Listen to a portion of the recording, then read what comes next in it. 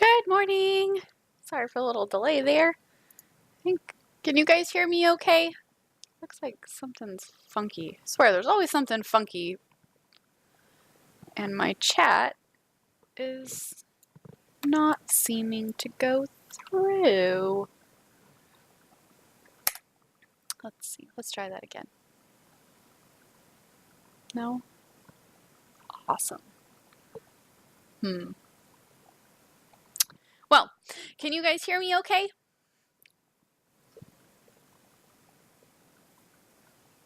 Yes? No?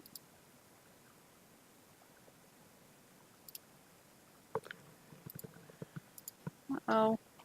Oh no! I don't know that the chat is working. Something's freaking out. It's not sending my chats, but oh well. Okay. Well, hello, Davilers. Anybody else with us this morning? Just hanging out. All right. I'm glad you can hear me.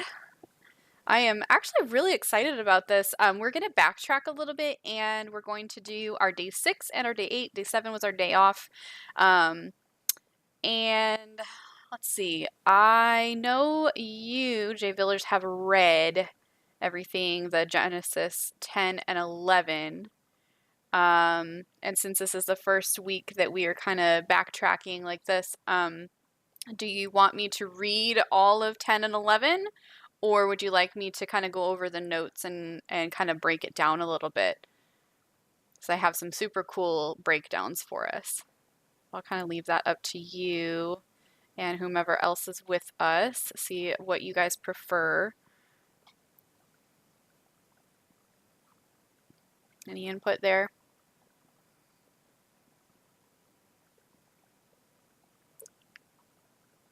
Maybe? You still with me? Oh, there you go.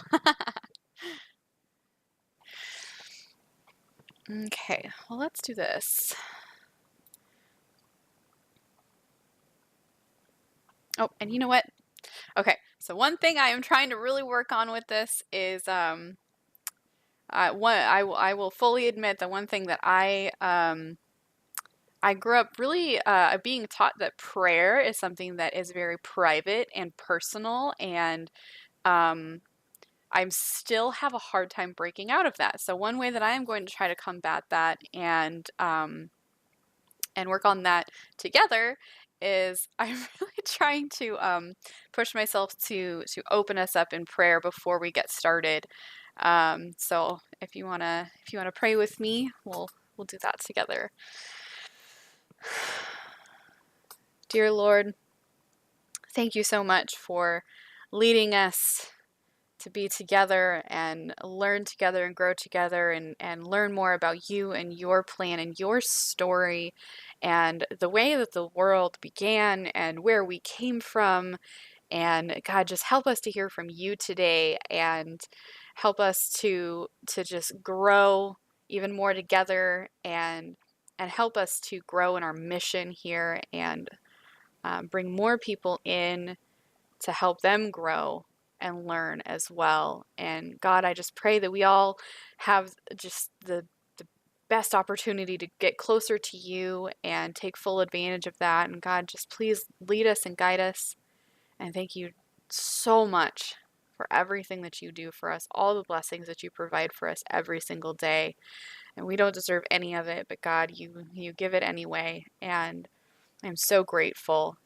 And God, just please continue to guide us and guide our stream today and just help us as we go along and as we dive in and learn and grow more together today. And help us to focus on you throughout our day and make sure that you are the primary focus and no matter what we're doing. And just thank you so much again, God, for all that you do and provide for us. In your name, amen. Okay, so oh gosh, where to start? I'm so excited about this. This was so cool. I think one reason I'm so excited about this one is because it's one of those sections that I feel like so many people, I know I'm totally guilty. I look at it and I'm like, "Oh my gosh, this is so tedious. Like, why do I need to know all these names and where all these people came from and where they went. And oh man, gosh, these glasses are driving me crazy right now.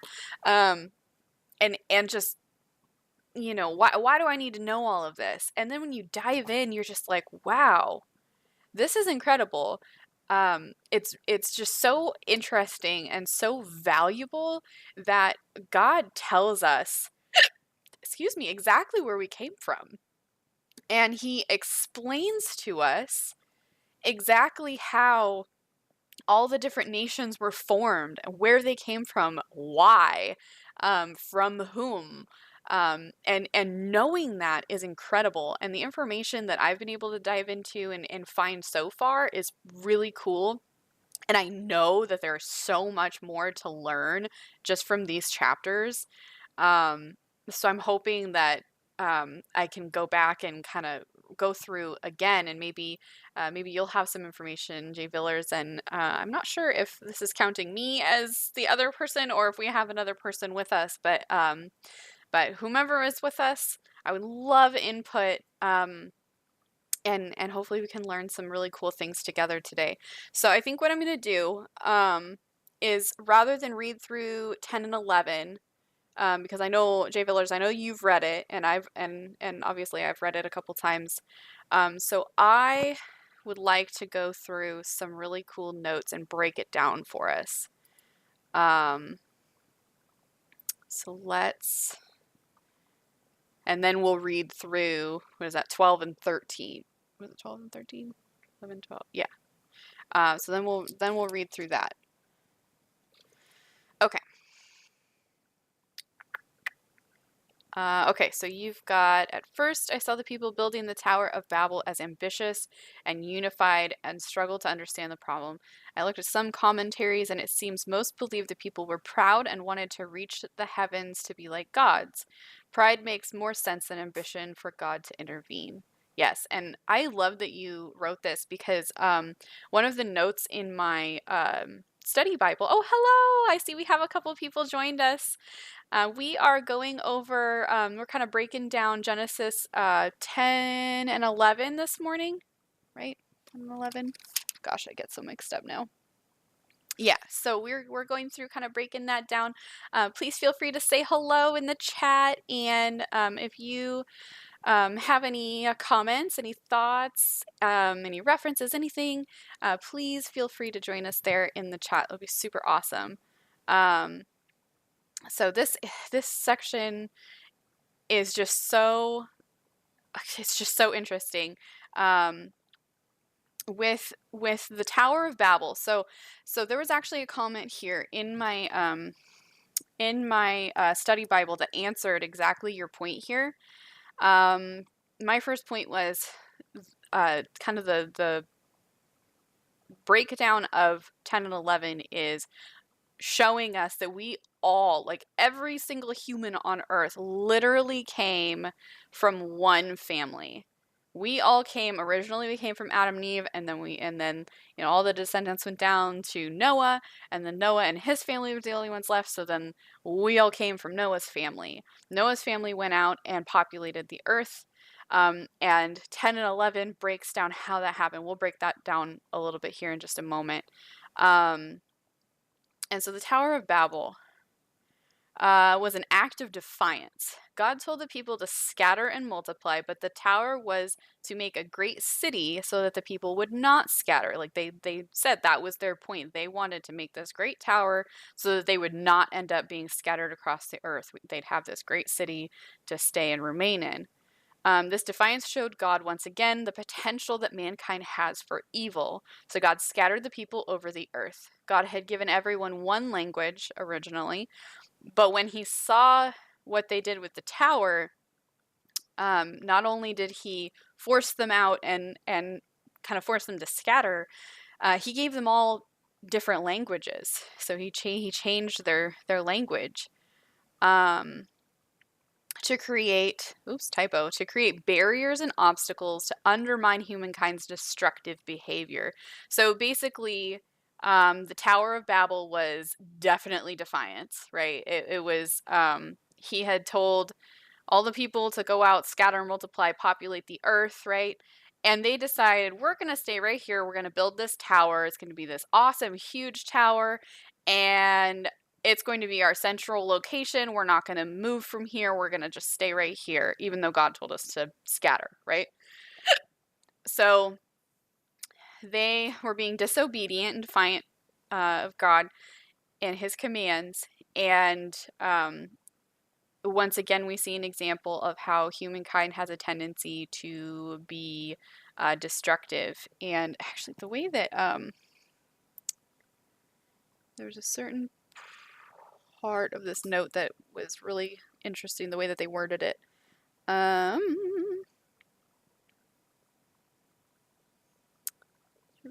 Why was it wrong to build a tower? And this is in reference to Genesis 11, verse 4. Then they said, "Come, let us build ourselves a city with a tower that reaches to the heavens, so that we may make a name for ourselves. Otherwise, we will be scattered over the face of the whole earth."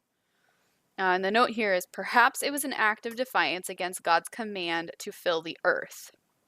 Inasmuch as the builders' stated purpose was that they might not be scattered over the face of the whole earth. However, this tower was likely a ziggurat, a Mesopotamian temple tower that was built not for people to ascend toward heaven, but to provide a way for a deity to come down and enter his or her temple to be worshipped by the people.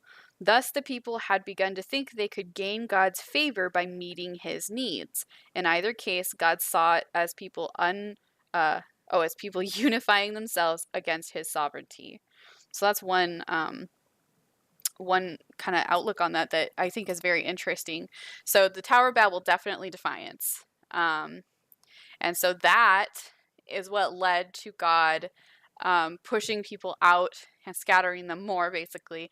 And then that's also why there are so many different languages in the earth. He created that as a barrier so that people didn't have too much power. If everybody was speaking one language, then there's just too much power in humankind, and he wanted to make it more difficult for people to have so much power, right? So it's a huge obstacle. Okay, and then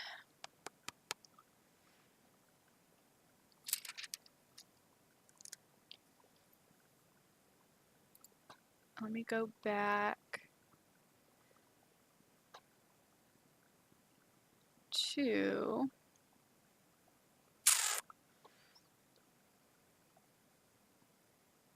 make sure I get the right verse right. I might, you know what? Here's what I'm going to do.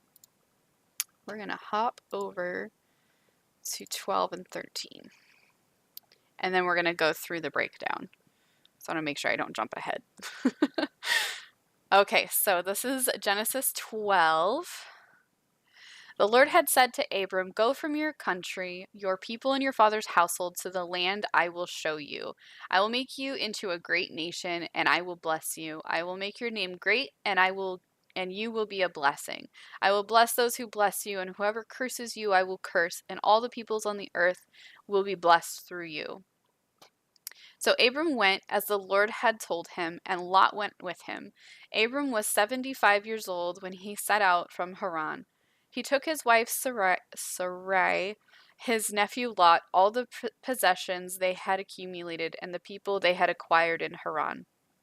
And they set out for the land of Canaan, and they arrived there. Oh, excuse me, so sorry. Abram traveled through the land as far as the site of the great tree of Moreh at Shechem. At that time, the Canaanites were in the land. The Lord appeared to Abram and said, "To your offspring I will give this land." So he built an altar there to the Lord who had appeared to him. From there, he went on toward the hills east of Bethel and pitched his tent, with Bethel on the west and Ai on the east. There he built an altar to the Lord and called on the name of the Lord. Then Abram set out and continued toward Negev. And actually, I want to stop right here and make sure I don't miss this point. So there is significance here with a couple of points, actually. So first, I want to tell you that the tree of Moreh is in itself is significant in In the land of Canaan, where he arrived to, this tree of Moreh was actually it was a commonly known shrine to, it was like a pagan shrine to pagan gods. And so when Abram came and made a shrine to the Lord here, it was very significant because he was putting his shrine to God in the same place that the pagans would worship their deities, right? So it was kind of a almost like a slap in the face, but showing like this is supposed to be who this is who you're supposed to be worshiping. Excuse me. And then the other significant point,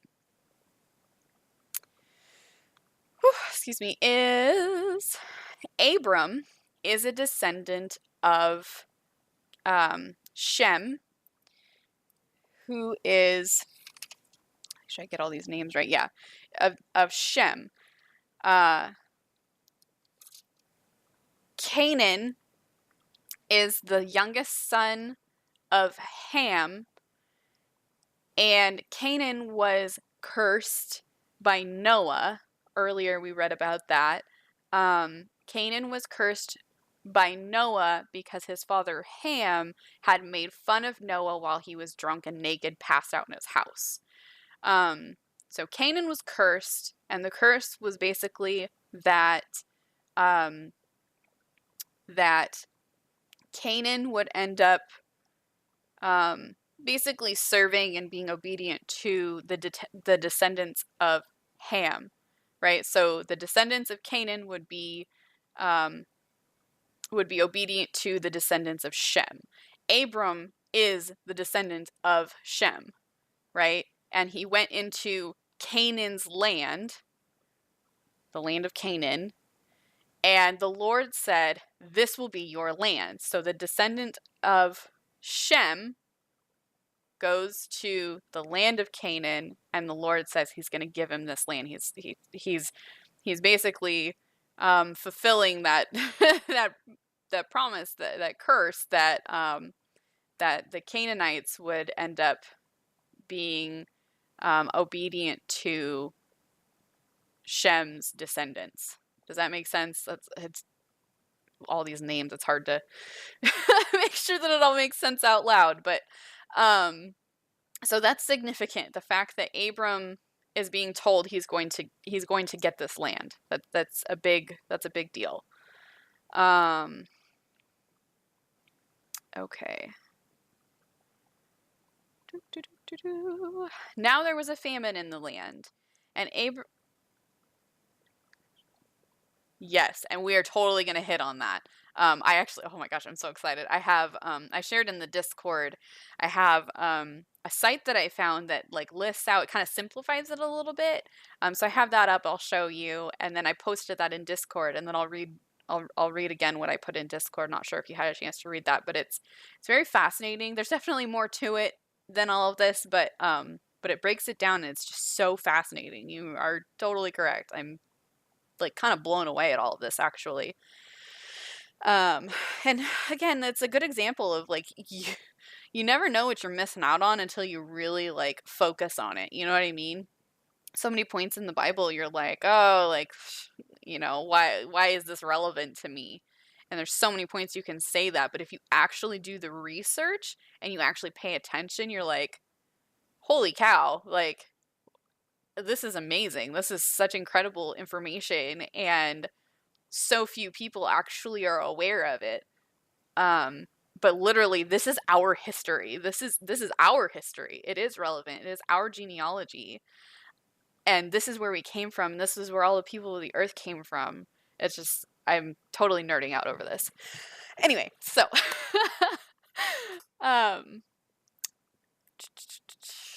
now there was a famine in the land, and Abram went down to Egypt to live there for a while because the famine was severe. As he was about to enter Egypt, he said to his wife Sarai, "I know what a beautiful woman you are. When the Egyptians see you, they will say, 'This is his wife.' Then they will kill me, but will let you live."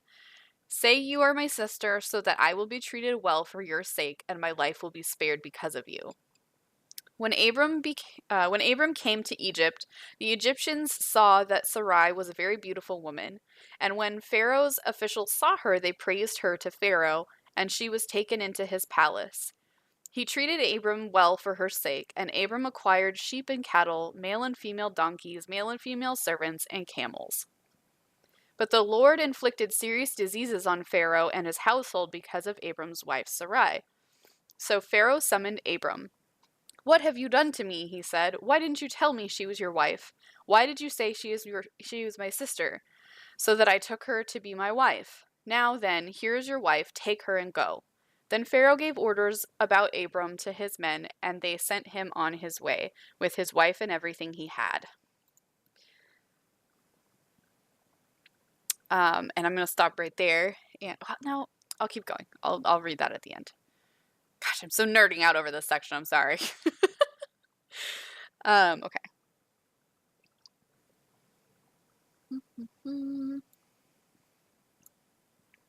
All right. So Abram went up from Egypt to the Negev with his wife and everything he had, and Lot went with him.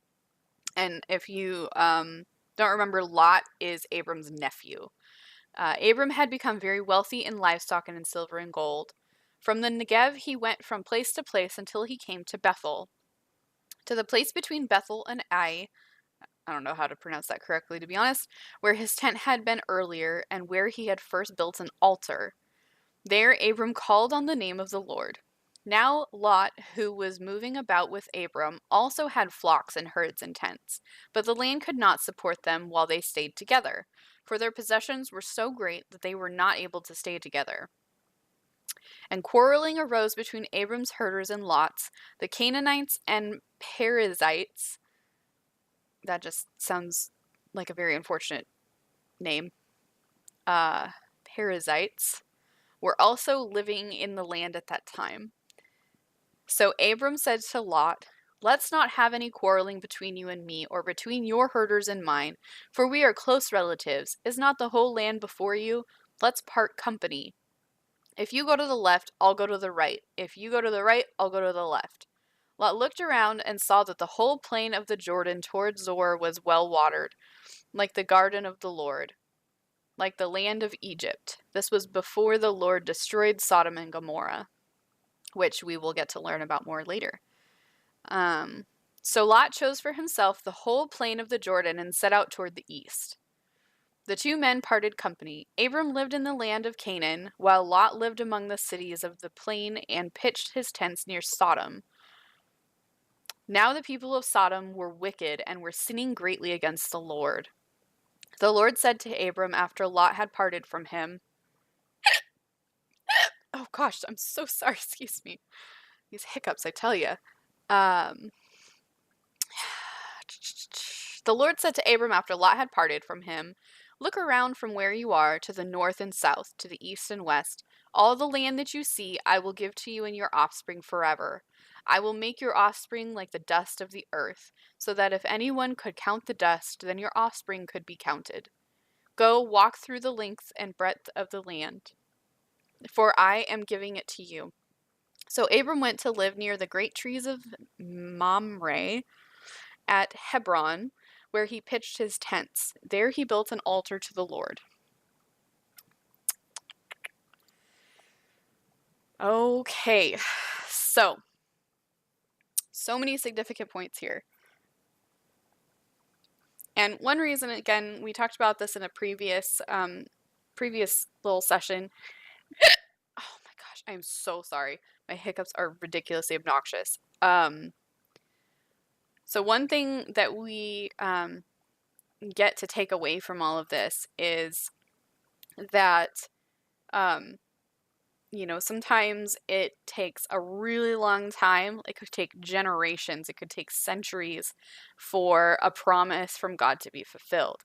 God promises so many things throughout our life, and so many of them we receive every single day, and a lot of them we have to wait for, and we may never see them in our lifetime, right? So that's one thing that we get to take away from this. In 10 and 11, we saw a lot of that, where, there's Abraham and then, or not Abraham, Noah, sorry, Noah, and then generations later, we get to see how a lot of the plans and promises that were laid out are starting to be fulfilled, right? So let me, okay. So one thing that is really, really neat that I was totally nerding out over this morning is in Genesis 10, the genealogy, and this is a list of nations that descended from Noah's three sons and which sons they descended from. One thing right off the bat that is so fascinating to me about this is I feel like throughout my life I've always heard people questioning, like, why are, if we all came from, Adam and Eve, why are people so different? Why do we have so many different colors of skin, so many different languages, so many, so many different variables that people like to point out. And literally, right here in Genesis, it explains all of that. But how many people actually know that? And how many people actually understand that? So this is just so fascinating to me. And I'm like, oh my gosh, how did I not know this before? So we've got Shem, Ham, and Japheth. And actually, this breakdown down here is it's a little easier. So Shem, basically, Asian countries, Asian nations descended from Shem. And Shem in Hebrew means name, which is interesting. He was his oldest son and part of Noah's family of 8 who survived the Great Flood. Oh my gosh, I'm so sorry. Shem and his wife were childless before the flood, but after the flood, Shem bore a son at 110 years of age. He was father to 5 sons who became the fathers of the 5 Semitic nations, as shown below. Shem was actually the father of the nations of the ancient Near East, including the Israelites and the Jewish religion, and therefore Judaism, Islam, and Christianity sprang from the line of Shem. The Semites were particularly known for their religious zeal. I thought that was very interesting. I'll have to do some more research to kind of cross-reference and the accuracy of everything, but it seemed to cross-reference pretty well. But it was so fascinating. I really wanted to share this. So 5 Semitic nations, Persians, Assyrians, Babylonians, Lydians, and Syrians. Assyrians and Syrians. Came from Shem. And Shem, again, if you remember, is the oldest son, of course, but is the one that the curse of Ham, he was said to be the son that Ham's descendants, Canaan's descendants, would be obedient to Shem, right?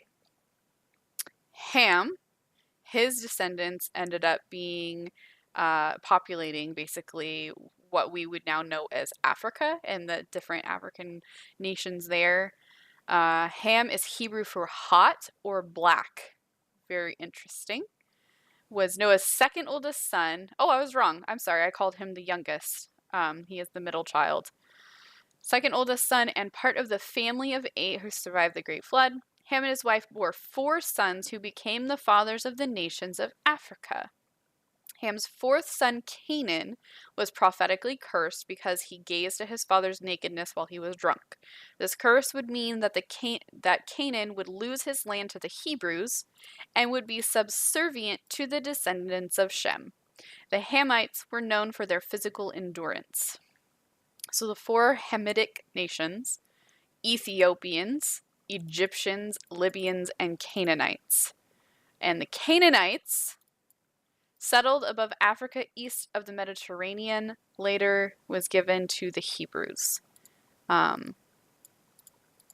which I just will touch a little bit more on that in a minute, but just tying this all into so many different things, like, wow, that in itself was just very, very fascinating to me. Okay, Japheth is Europe. Japheth is Hebrew for God will enlarge, which I just think is really funny considering Europe and European history in, like, you know, I guess it would be our most recent um, history compared to it's thousands of years away from where they're at right now. But holy moly, that in itself is like, oh my gosh. I'm a super nerd about European history, super nerd. So he was Noah's third oldest son and part of the family of 8 who survived the great flood. Japheth and Shem are both greatly blessed for respecting their father Noah. Noah's blessing on Japheth was far-reaching for all of his descendants being the European Caucasian nations that were mentioned in Genesis. The Genesis 10, the Japhethites, oh my gosh, excuse me, I'm so sorry, were known for their intellectual activity. The 7 Japhetic nations. Gosh. The Sumerians, Scythians, Medes, the Greeks, Turks, Slavs, and Etruscans. So basically, Europe grew from Japheth, which means God will enlarge. I just thought that was really fascinating.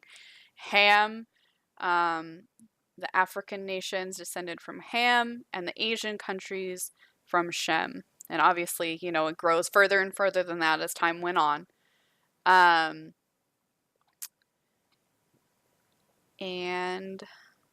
I had, let me find it.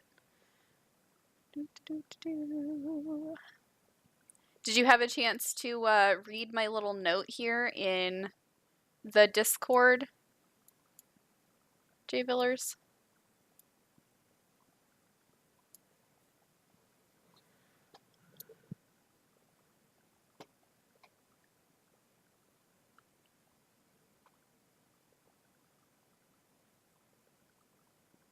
Okay.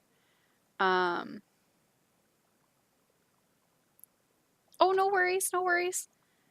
Okay, so I'll read this to you. It's such a touchy subject, but I think that it's incredibly, incredibly important to recognize this. So, it's an important piece of biblical knowledge to help understand where racism against and slavery of Africans began. Canaan was the son of Ham, who was cursed because Ham made fun of Noah while he was drunk and naked. Canaan is linked to African genealogy, and in AD 1600 to 1863, the curse of Ham was used as an excuse to enslave Africans. But what the curse really meant was that Canaan would eventually lose his lands to the Hebrews and be subservient, not enslaved, to the descendants of Canaan's brother Shem. So the curse was not to mean that they would be slaves, right? The curse was meant to be that they would lose their land and they would become subservient to the descendants of Canaan's brother Shem.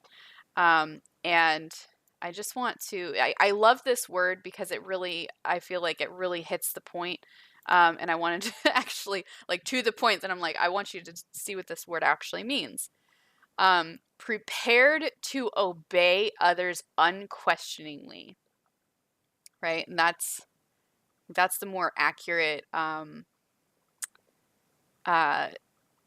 definition for what we're talking about. But also less important, subordinate, serving as a means to an end. Nowhere in here is it slavery, okay? Also, slavery in biblical times was completely different than slavery in the history that we understand in American history, right? Slavery in biblical times was well, I shouldn't say in all biblical times. The original sense of slavery was basically more like an employee-employer relationship, and I'm sure that we'll hit more points on that as we move forward in our plan here. But that's important to note too. But even still, they were not called to be slaves, right? They were to be obedient and more like serve Shem's descendants, which ended up happening. And then they lost their land to the Hebrews. But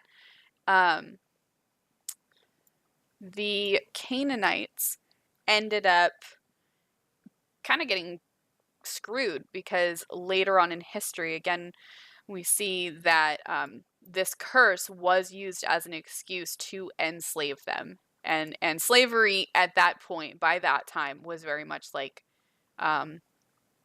what we see, what happened to Africans, the pure slavery there. So that slavery came from a misunderstanding, a misinterpretation, or a misuse of biblical information, biblical knowledge.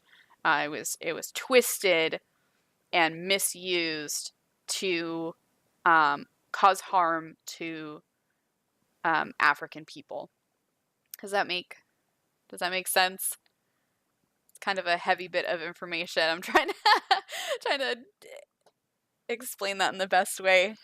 It is crazy. I recently watched a YouTube video about that. So interesting. I think it's so important for people to realize the difference. Yes. Yes, it is so important for people to know the difference. And that's one thing I think a lot of people these days, they're like, oh, well, there's slavery in the Bible, da da da. No. It is so important to understand the context. It is so important to understand the difference of what slavery meant then and what it became later. There's a huge difference. Huge difference. I mean, like I said, it literally was. It was more like an employee-employer relationship.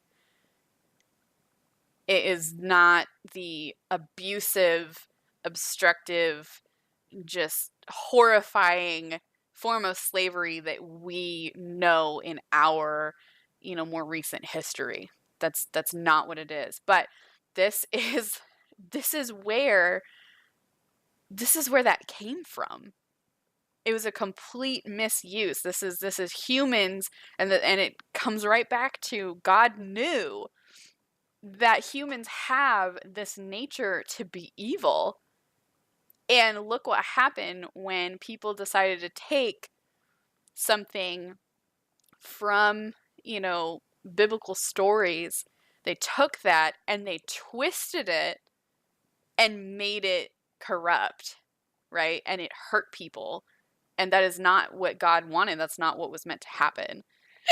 But that's what humans did. Humans are evil by nature, unfortunately.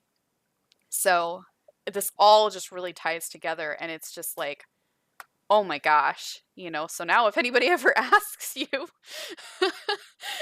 any questions relating to this heavy topic, you have a little bit more of a backstory and understanding of that. Definitely way more to it. I actually really want to read more into it and see what else I can find out. And I would definitely encourage you to do the same as well. And maybe we'll kind of come together and see what else we can learn about it. But I think it really is just such an important piece of human history that is just so far from understood.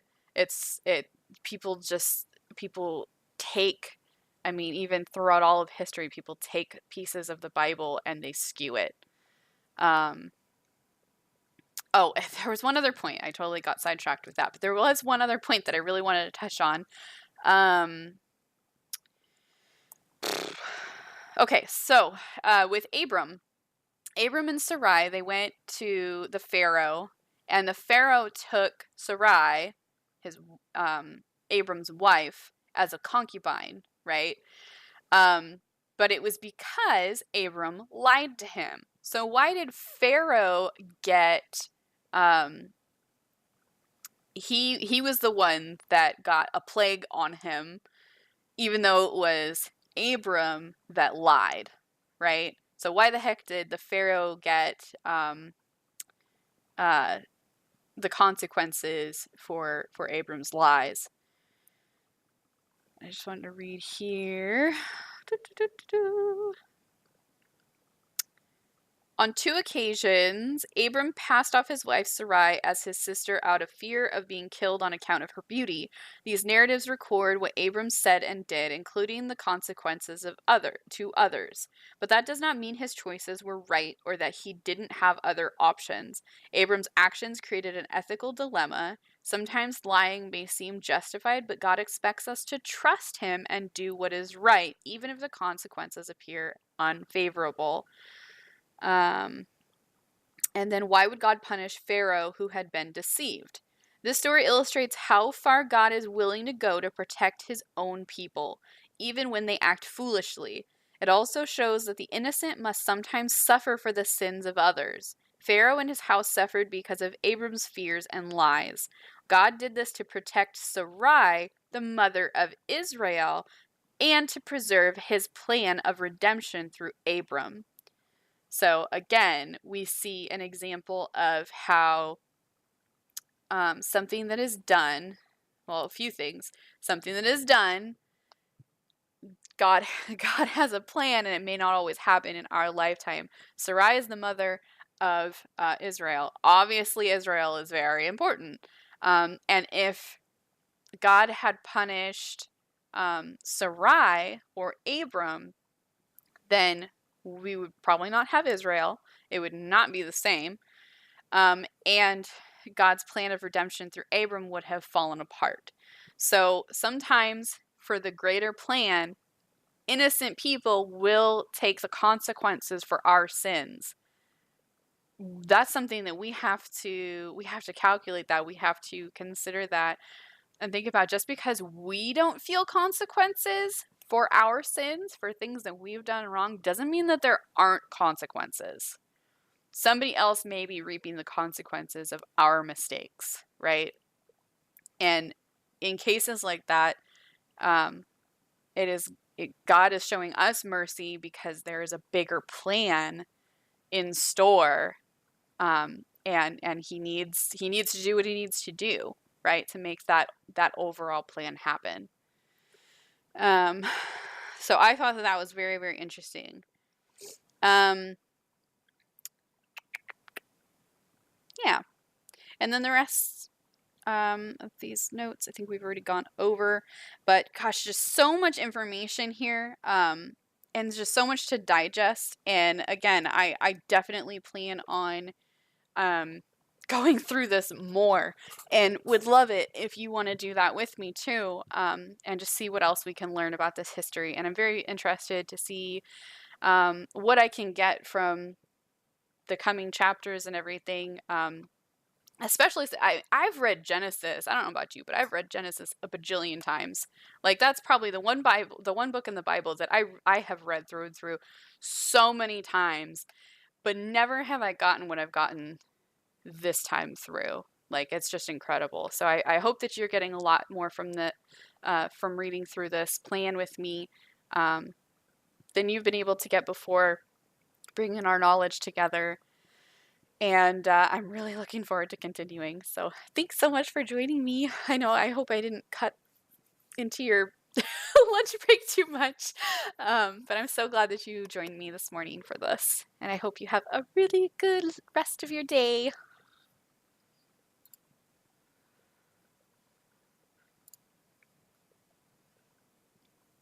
Yes, and thank you. All right, you have an awesome rest of your day, and I'll look forward to talking to you more later.